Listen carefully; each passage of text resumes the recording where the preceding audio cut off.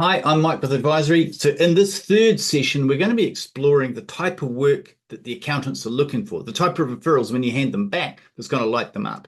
Okay, easiest way to explain it is I'm going to take you through what I call the advisory staircase, and that'll all make sense when we get to the end. Okay, so the steps in the staircase are compilation verification, assimilation, interpretation, application, then observation. So compilation verification, that's getting the data in, getting it clean, getting it tight. That's what, when you're talking about the accountants doing their compliance, it's compiling the accounts and making sure that it's verified to some extent, that it's accurate, right? Compilation verification. Then there's assimilation. So this is when they're then looking to say, how do we render that data back so that we can draw meaning from it? So for example, that's how you would generate a management report. So that assimilation is making sure that when we were compiling it and verifying it, that we actually understood the type of data we want to trap. You've probably heard the saying, rubbish in, rubbish out. Well, of course, if the chart of accounts and everything else is not set up properly, if the inventory doesn't link through, if it's a separate system and it doesn't pull through the accounts, sometimes getting that data together is quite difficult. So for the accountants, part of the value add for a business owner is to say, look, we can oversee the compilation, but we can do it with a view to how you could extract, so that you could do what we call back costing. Like, what are the products that make us the most money? What's the best projects that make the best profit, margin per sale, or whatever it might be, right? Number of hours, number of staff, whatever. Can't get that data if it's not set up properly in the first place. So that's getting it in, getting it clean, and then sort of making some meaning from it. So that was compilation verification, then assimilation, which is rendering. Then it's interpreting, right? Interpretation. So that's, okay, so we're seeing data. Now let's combine it with some other analytics. So this is where we might use something like, say, volatility analysis or something else, where we're trying to determine, is what we're seeing actually giving us the information we believe it is? You might have also heard the term about being causation versus correlation, and I also talk about coincidence.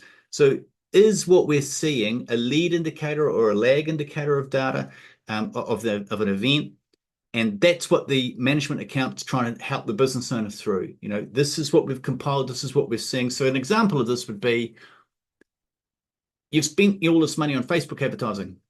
Sales have gone up. It must mean, interpretation, Facebook's working beautifully. Stop. Are you tracking where your sales are coming from? Answer, no, we're not. We've got no idea. Okay, we might not be seeing what we think we're seeing. That's that whole interpretation. That's having the system set up to be able to pull the data. Turns out you've got customers coming in just off the street, have never even been on Facebook. So that's the type of thing that we're looking for around that interpretation. Then there's application. Okay, well, now that we know this, what are we going to do? What are some actions we can undertake? Who has to get what done by when? And then the observation is a feedback loop. We thought we were trying to do this. This product line's been difficult for us. We're trying to break it into this market. We've done this, we've done that. We've spent this money. This is what it's cost. This appears to be the results. Are we on the right track? Should we keep going? Should we change? That's the whole advisory staircase in layers, right? Now, not every client wants advice. Not every client wants to be involved in that ongoing management type work with accountants. But from an accounting firm point of view, that gives you an idea that they're generally breaking their people into, do we get it in and get it clean? Are we using systems to extract it?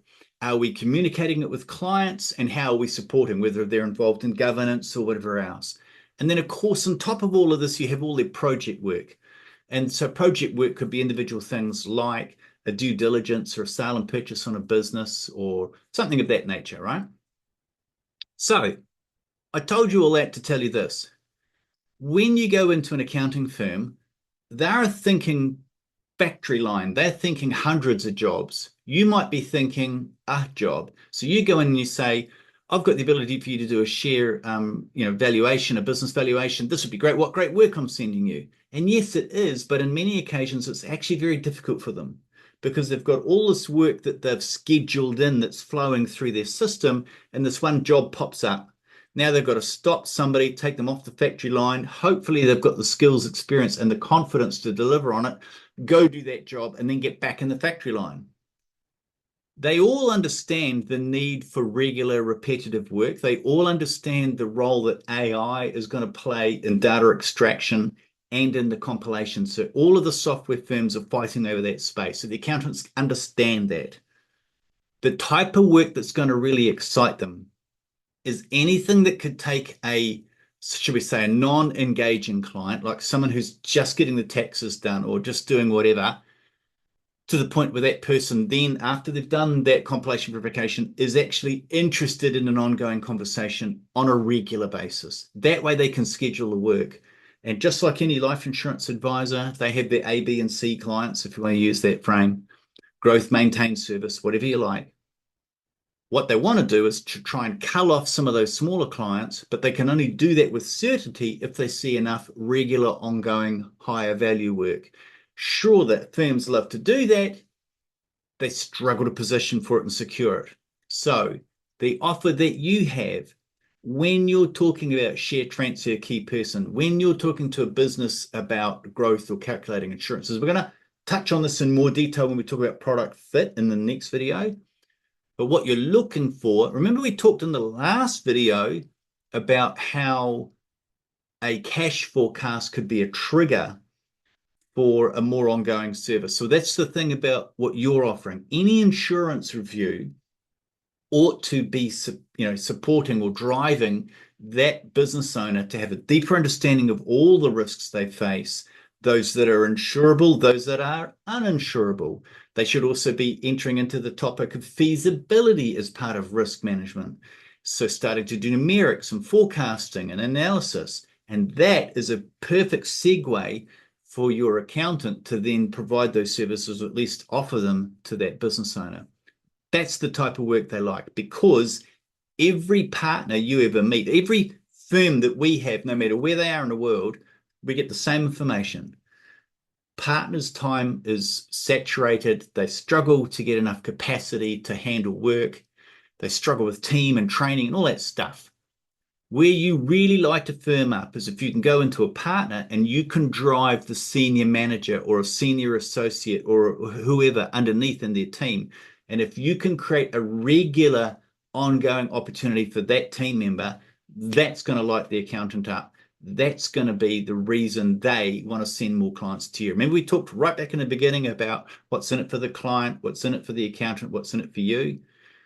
We're going to talk more about what's in it for the client in the next session. We got a product fit, but what's in it for the accountant is show me how I can leverage my team, how I can rationalize my client base to do better work, higher value work with fewer people, but more consistently.